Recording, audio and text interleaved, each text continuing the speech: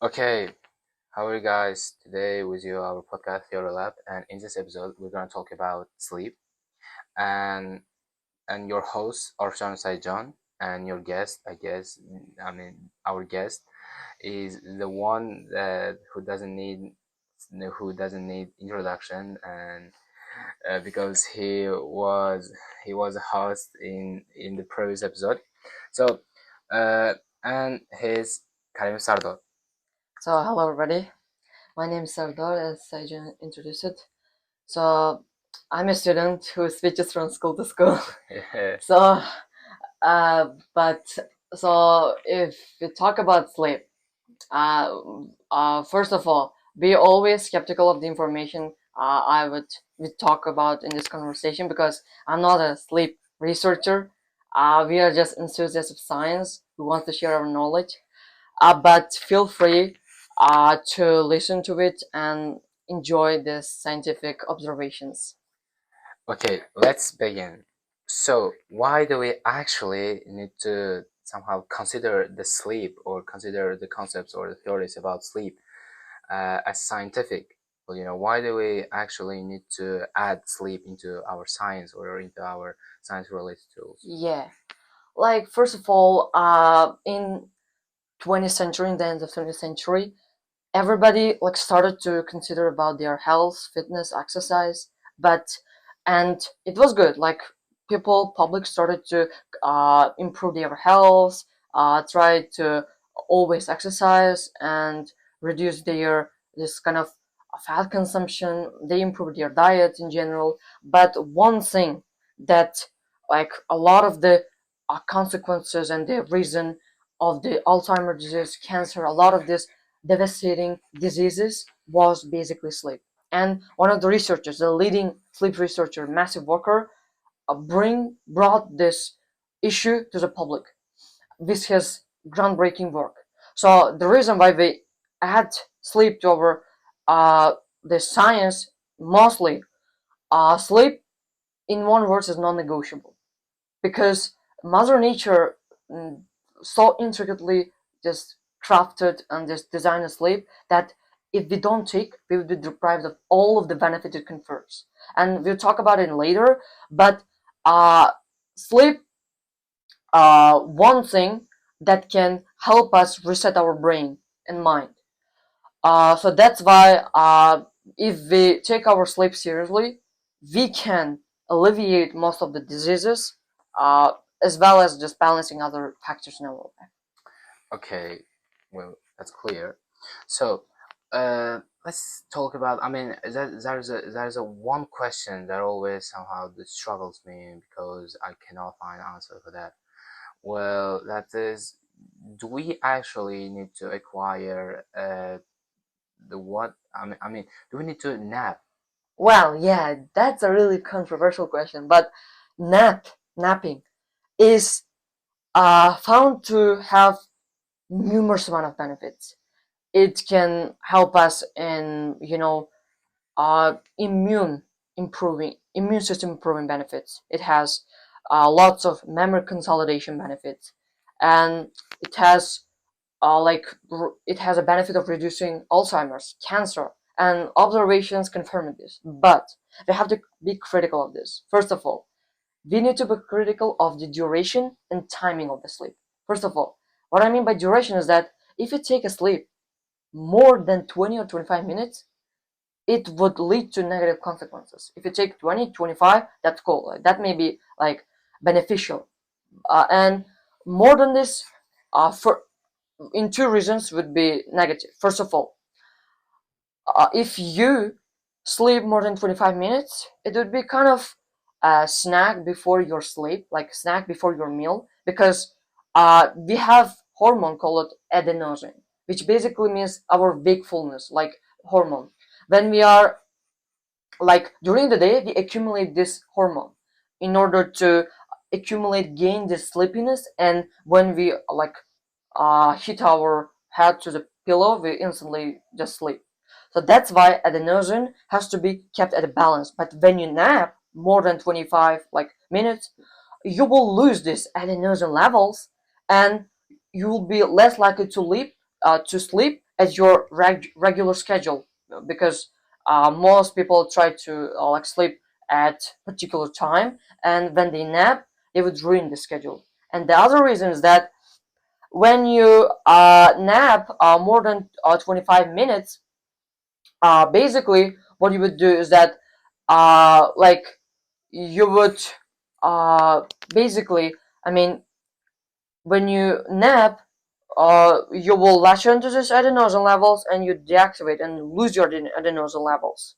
And then, like when you also like other when you nap after 5 or 6 p.m., the difference between your actual regular sleeping time and the napping time would be really slow. I mean, really short. So maybe 4 or 5 hours. So and then it would be really hard for you to accumulate adenosine and wakefulness. And if you don't sleep at your regular schedule, you'll have to shift it to other periods, and it may also have another consequences. Yes. Okay. So, what about, well, I got some of my friends who are, I guess, literally addicted to energetic drinks, Yeah. which is considered to uh, the keep to keep people awake because they comprise caffeine. They Yeah, added some like caffeine. caffeine. Yeah. And what is the role of caffeine at giving energy or Yeah. keeping someone awake? Yeah. Like, I'm really like critical of caffeine because caffeine is also one thing that disrupts our adenosine levels. First of all, when you consume caffeine, these caffeine levels would go to your brain and latch onto these adenosine levels and deactivate them. And what and rather than being truly just awake, like until your sleep time, you will be more alert and alert and alert because your this adenosine wakefulness state is deactivated. You cannot feel just like you will be more and more alert, alert, alert. And then uh like and then one important thing about caffeine is that it has what we call half lifetime.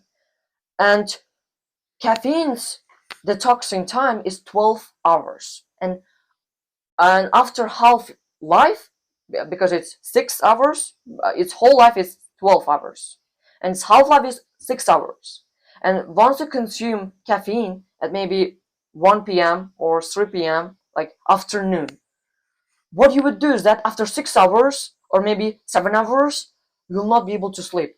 And even after the 6 hours, when its full life is completed, you'll not be able to complete. And once, like it would be probably late in the night or midnight, 12 or 1 or 2 p.m., you will be still alert. And then once this caffeine is excreted from your just organisms fully, what you have is this really high levels of adenosine and your previous like really sleeping state, and you will have a caffeine crash. You will be totally sleep deprived and you have to sleep a longer than you would do in previous days. That is one thing, caffeine.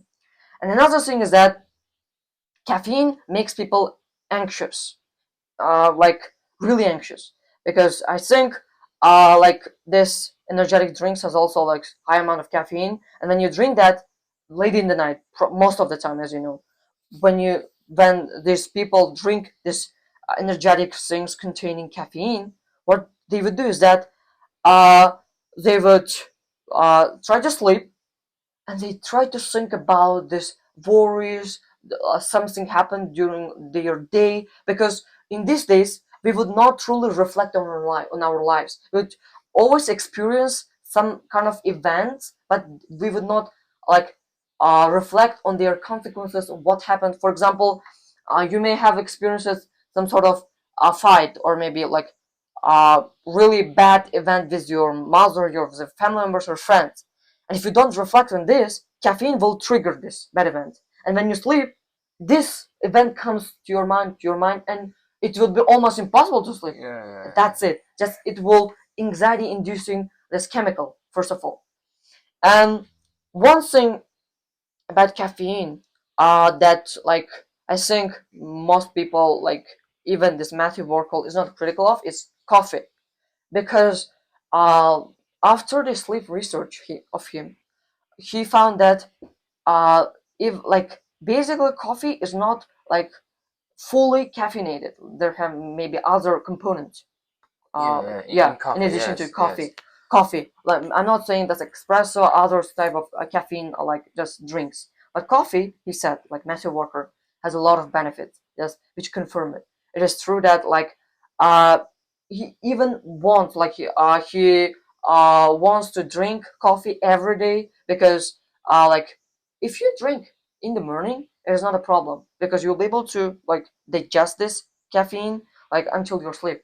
But if you would drink it like afternoon, like after 1 p.m., it would be really like I mean have outcomes, negative outcomes. So that's why uh, he even said that coffee has this, as you know, immune improving benefit. Firstly, and then it has also this because it has this benefits on your vitality because most people in the morning will do some workouts, and if you drink a cup of coffee in the morning, he said, like I because most men do this workouts, this exercises. If you drink a cup of coffee, you will be just improve your just workout and your like, improve your energy levels to a higher level. So that's why Okay, he's a pro coffee. okay. Well, well, the one thing Yeah, that I realized is that we should not consume coffee in the morning, whereas, no, no, after afternoon, right? yeah, Yeah, afternoon. Yeah, yes, afternoon. Well, well, I realized that what is the problem with that energetic drinks? yeah, Uh, yes, I mean, if I'm not wrong, the only thing that's wrong with these energetic drinks that are they may comprise or they may comprise some other ingredients than just caffeine that will be very detrimental yeah, for our health. yeah, So, well, what about our skills? What about our cognitive skills? Is there, I mean, the better sleep or high quality sleep? I mean, for example, the stages of sleep yeah. have Physically. have have some have some benefits for our cognitive skills or for our academic learning, or Yeah, they can be. I mean, can they be beneficial for us? yeah, like totally. Because first of all, I have to introduce you with the sleep stages because, like, one thing, like, people would think of sleep as one single unit. Like, a single unit, you will consume it every night, and you'll like just wake up, and you'll feel refreshed. It's not like this. Sleep, like multifaceted, is consisted of really like fragmented like elements that is so like each of them will confer some benefits. First of all, our body has what we call clock. It is called circadian rhythm, and is governed Yes. by in our brain what we call suprachiasmatic nucleus. So what this basically means is that like previously people thought that one thing that make us sleep is the activity of sun. Like when sun like shines its light, we will wake up. Like Yes. when there's no sunlight, we will sleep. There was an assumption like in previously. So that is a circadian rhythm, right? Yeah, that is just, and then Yes. like first of all they thought about sun, and I will introduce the circadian rhythm. But researchers wanted to bring a new evidence to light. How they did? First of all, researchers went to a cave where there was no any sunlight at all, even in the morning, and in this Where? like caves, Cave. Yeah, yeah, cave. cave. So they went to cave and they spent their like certain amount of period of their life there, and then what they found was that even in the morning when like there was not any sunlight at all, they were truly awake, as like similar to this really healthy and ordinary person, and in the night they naturally slept. All of this like correlated with the evidence, like the normal hours when we slept, like they also slept. What does this basically mean? That our sleep is not determined by the activity of the sun, but our like we have a clock in our mind, in our body, that has this Evolved, hours, yeah, like during. yeah, Yeah. evolved during the evolution, and Yes. we will sleep according to this. Like when in the morning, it will naturally signify that it is time to wake up, and in the evening, it is time to sleep. Like there's no like even although there are some influence of the sun, because sun like has some sort of influence on us, but most important thing is that circadian rhythm is what determines our sleep. Like it has this kind of a clock. When some sort of clock ticket, you have to wake up. Like it will signify it. Your body will respond. And the other thing, as I said, sleep is not a single unit. Sleep is divided into several units. First of all, it has two stages: non-REM sleep, REM sleep, and like abbreviation it is rapid eye movement, non-rapid eye movement. And first of all, as the name suggests, rapid eye movement, in rapid eye movement, your eyes would be swing back and forth, like it would be like rapidly, really fastly, would like swing back and forth in your just like eye. Or Yeah, blink our eyes, yeah, or when we close our yeah. eyes. When Yeah. we close our eyes, we'll talk about it later. And like in non-rapid eye movement, it's not the case. But our sleep is switched between the hours. Mother Nature so intricately, like designed it. Our the proportion of them is equal. During the night, but they are not like they come really. Chronologically. First of all, non-REM sleep would be really abundant. First of all, you'll in the first stages of your just night, you will have a lot of non-REM sleep, non-REM sleep, deep and like light non-REM sleep. You'll have a lot of them, and in the later stages, you'll have a lot of REM sleep. REM sleep is associated with dreaming. So in REM sleep, you have a lot of this, as I said, dreaming, and this kind of a lot of benefits to creativity. We'll talk about later. And in the first stage of, uh, and all of the stages will happen in a 90-minute period. 90-minute period. I mean, it is 1 hour and 30 minutes, as you know. So I've heard that after 1 hours and 30 minute period, you'll be kind of a wake up. Like you will, I think, in your mind, you will kind of wake up, and instantaneously you will get back to the another sleep stage. You'll just it would be like this, like kind of a sleep stage. Yes, You will yes, just yes. switch from one to the other. The kind of a if you deprive yourself from one stage, it has another benefit. If you deprive yourself from the other, you'll be deprived of this specific like benefit. So this, and so that was the stage of sleep. And different people experience different kind of sleeps. And one thing really cool about our like nature is that we basically sleep with our two like brain hemispheres. These two brain hemispheres are relaxing when you're sleeping. But there are animals in the like animal kingdom which has evolved to sleep with one of their hemispheres, and it is like just birds. And I will demonstrate it. It's really really cool. First of all, we will call it unihemispheric sleeping. Unihemispheric. Uni one. So the birds who are like flying to somewhere, they will have a flock, and those birds in the middle of the flock, like as you imagine, I can say that it's a flock. It's a flock. And those birds in the middle of the flock can sleep with their both like brains, with both hemispheres. They can sleep just, but they will fly. Like it's so just so much surprising. Yeah, They will sleep. automatically. Yeah, They always fly. Yeah. yeah.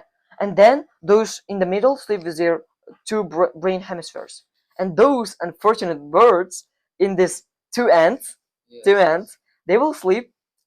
These like birds sleep with like probably if this side will sleep with their one just eyes closed. This like left eye would control the right hemisphere, as you know, left right hemisphere, Yes. right left hemisphere. Yes. So they will be able to see the left side.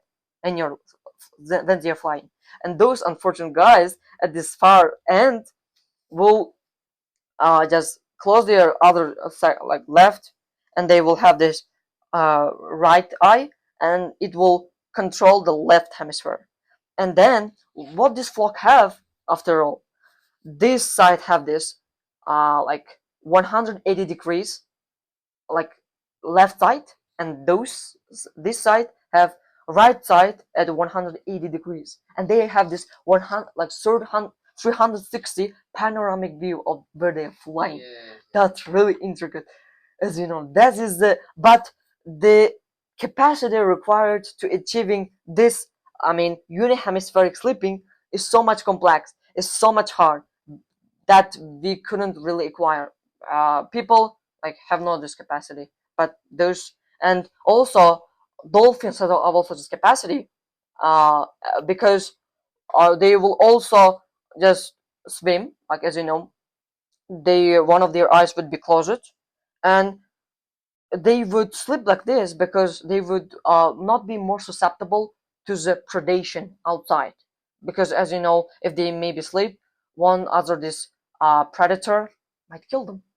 Yes, yes. So this is Yeah. the like sleeping differences across animal kingdom. So in some way, the birds in that flock become a solid thing, right? Yeah. For example, the birds that are flying on the left hand side, somehow the helps those on the right hand side, and they will become one solid thing.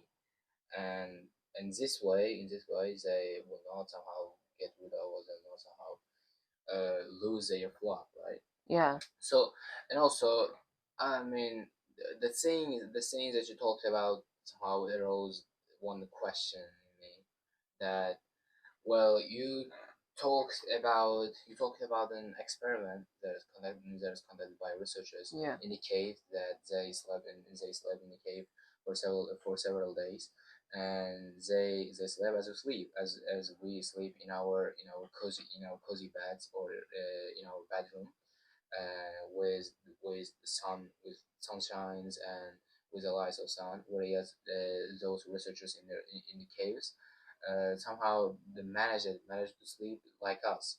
So does that mean that the circadian rhythm? I mean, to be honest, I thought that the circadian rhythm is about, like, the waking up when sun rises, and Yeah. falling to sleep when sun goes down, and and as you somehow prove it with that research, well, what about the people? What about the people who literally switch their sleep habits? For example, just like the logistics in Yeah. our Uzbekistan, logistics is becoming very popular Yeah. as time goes by. Yeah. Well, those who work, or those who work in logistics, I mean, those who work in kind of shift schedule. I mean, they somehow do the night shift. And what about them? They can. I mean, do we actually can change our sleep habits? I mean, do we actually can be awake during the night and be asleep during the day?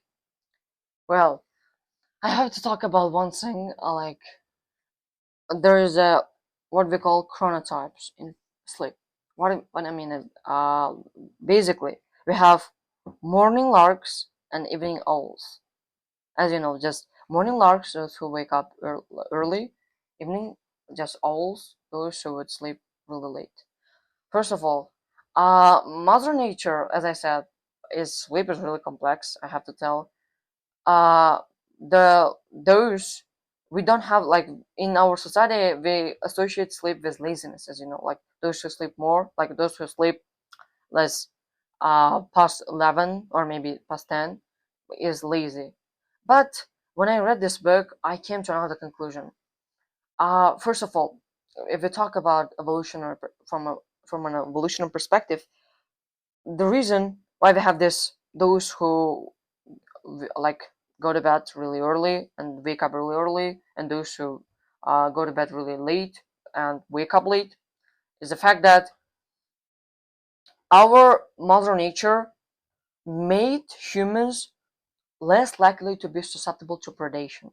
First of all, if you have those morning larks, those who are sleeping really early at maybe 10 or like 9 p.m., and they will get up at 5 a.m. or 6 a.m., suppose. And then those who will sleep at 1 or 2 a.m. and they will just wake up at 11 or 10 a.m. in the morning. So those owls would sleep at 1 or like 2 a.m., like as I said, in the evening. There would be a kind of evening. And then those just larks would get up at 5. The difference would be 3 hours. But when we actually, if there was any kind of chronotypes, those who just sleep and wake up at the same time, we would be like Homo sapiens would be vulnerable to this, like the predation of other animals for 8 hours. 8 hours. They would be just in danger of this predation. But if they had this, like Mother Nature designed them to have this two chronotypes to make people to be vulnerable to this predation for 3 hours, not 8 hours. So those who are sleeping really late would protect those who are sleeping, like when they are like probably in their home, Oh, like yes, yeah, yes, yes. and then those Switching their shifts, as I yeah, mentioned earlier. yeah, and then those who will get up will protect the others. Like this, it's the switching back and forth, and it's a kind of evolutionary purpose. And those if you have this, like for those who are working in logistics or maybe like working shifts, I have like my even my mom would work in shift, and I like sometimes think that it has this, like when I read and investigated sleep like science, I was totally just surprised. And if you have this evening lark chronotype, when you're just like chronotype, you can manage somewhat, but if you have totally different chronotype, it would be really hard. And if you deprive, first of all, and then if you work in logistics, you will probably not like take a full night's sleep like when it's evening, and you will have to sleep when like there was a sun. And I disproved that our circadian rhythm governs our like sleep state, but sleep has its like sun has its influence, because if there wasn't any sunshine, we'd be less likely to be alert, because it confers us this vitamin B, vitamin D, and so when those who are working in shifts or logistics would sleep at like in a really sun, like first of all the environment would be really just noisy, like like as usual everybody would be awake, and they would be less likely to sleep even if they find a way. The sunshine is one thing that blocks their sleep. Sunshine just like yeah, them to sleep. Yeah. that's it. And then they would be less likely to sleep, and their sleep would be disrupted, and that's one thing you have to worry. uh and then if you deprive yourself of this full night of sleep, and if you want to just then sleep like in I mean in the morning, you will not sleep for 8 hours. You'll not sleep 8 hours. You will sleep probably 6, or maybe like 5, because one thing in sleep is that sleep loss cannot be recovered. When you like deprive yourself of this full night sleep, you cannot make up for it the other day. I think probably it takes 2 weeks to restore one sleep time. Like it would be really hard. Just uh even like those researchers, just the private, I mean researchers, this massive worker, another this guy from another university, just they private these participants from their full night sleep, and when they gave them a full sufficient sleep the other day, like first day you haven't gotten any sleep, then the other day you got your 8 hour sleep, and plus 8 hour you have lost. But even if they didn't sleep for these 8 hours, and also the benefits was not equal to that sleep that you have been deprived of. That is the like mechanism, like just one thing about sleep. People like want to just deprive of themselves like sleep for weekdays, like Monday, Tuesday until Friday, and they will get this like make like compensation sleep in the weekend. But that's not gonna work. It will have a lot of consequences. Well, okay, so it was pretty good. Um, but can you actually, I mean, could you actually talk about dreaming? I mean, why do we actually dream, and talk about some mythologies about dream. For example, some people believe that their dreams somehow become true, and when and the things, the situations that happened or occurred in their dreams will actually happen in their real lives. And how is this true? I mean, is actually true, or is it kind of myth, or generally, why do we actually sleep, and why do we actually dream, and how we dream? So, as we talked about, in the first of this episode, we talked about that dreaming is a part of the REM sleep. So REM sleep has a lot of benefits, like particularly dreaming, and one of them is creativity. Uh, First of all, if you have some sort of mysterious question or a question that you haven't been able to find a answer when you sleep, you will have this information you have acquired during the day in your brain, and you will go back to the catalog of the previous information, and if you will combine those two informations, and then you wake up, you'll have a solution to the problem you have been distracted. So this is the first benefit of just dreaming. And the other thing is that dreaming will strip away the emotions from the memories that you have experienced. For example, if you have this kind of experience that have this emotional significance to you, for example, bad event or maybe just happy event. Once you sleep, uh, this brain in your brain there will be a process where all of these emotions from this memory will be removed, and when you wake up you will not be as much stimulated as you would before, because you if you think about this negative event you will not be really become sad, like, because most of your just emotions have already been stripped away. And the other, third benefit, as you know, the rapid eye movement, basically, as self-evident, says that your eyes would be just rapidly just swings back and forth from one side to the other. Um, okay, that was pretty cool.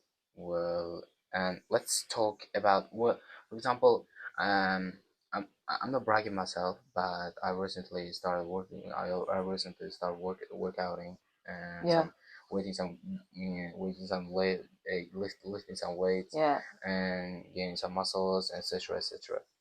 And I heard that the sleep is one of the crucial things to muscle growth, yeah. or somehow, Gaining weight. yeah, gaining weight, or the things that are related to our weight. So, is it actually related to our weight gain? Yeah, actually it is. Like, first of all, if you sleep, you will balance your weight.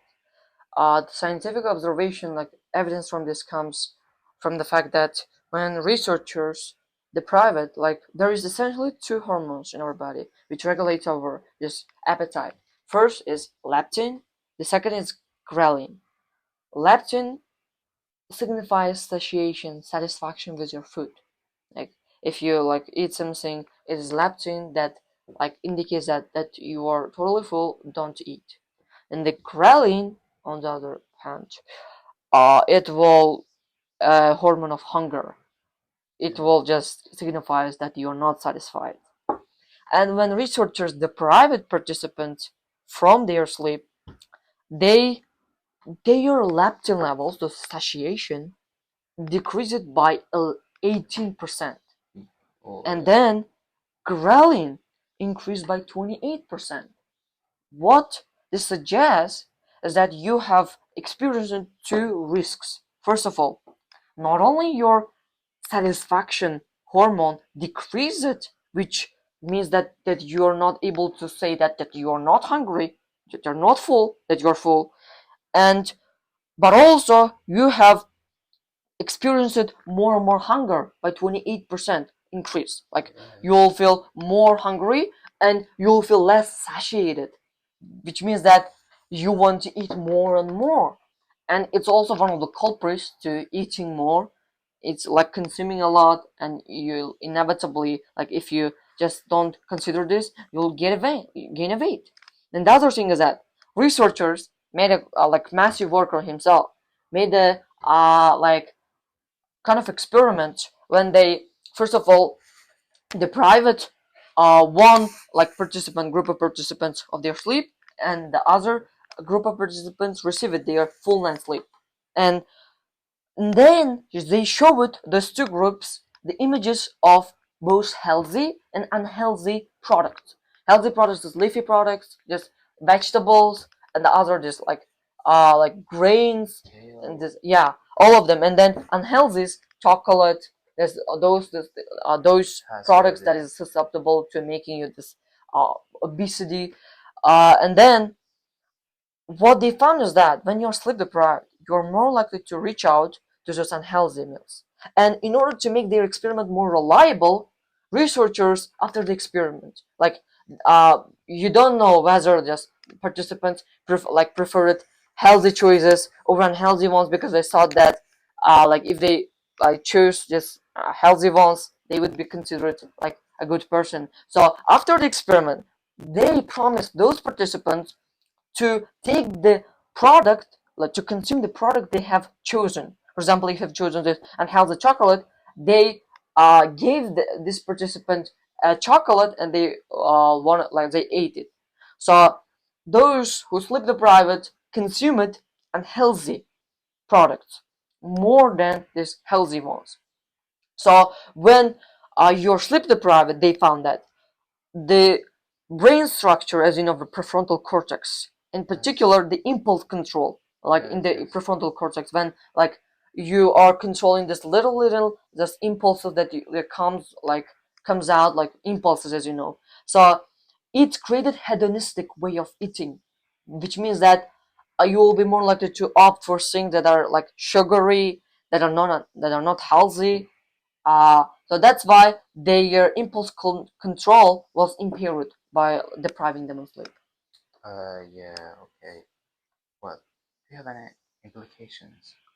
Yeah, like first of all, there are a lot of list goes and on and on. But first, and one of the devastating ones that might trigger people to take more sleep, like to balance their sleep, is that sleep has an implication on the just in, increasing your levels, like likelihood of just making you susceptible to Alzheimer's disease and cancer, and it will compromise your immune system. You'll be just more like more sensitive to these diseases. And then the other thing is that, as we talked about shift workers, there would be a kind of micro sleep. Those people who will sleep more than 8 hours, maybe 6 hours, yeah, 6 hours. Like seven is fine. Seven in several ways is fine. But if you take 6 or more, like less than 6 hours, you will experience what we call micro sleep. And those shift workers and who are working in logistics are more like affected by this.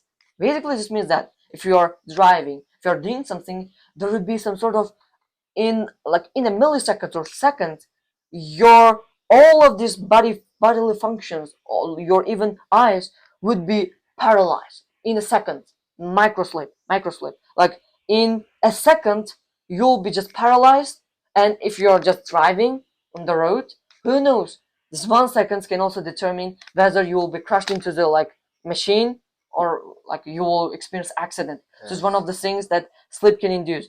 If you like some people say that I have slept 5 hours and I felt really fresh, but like some people are advocates for sleeping less. Like basically, Matthew Walker stated that two people, really famous people, are really advocates for this short sleeping, and those people were susceptible to just Alzheimer's and cancer, and they died of those diseases.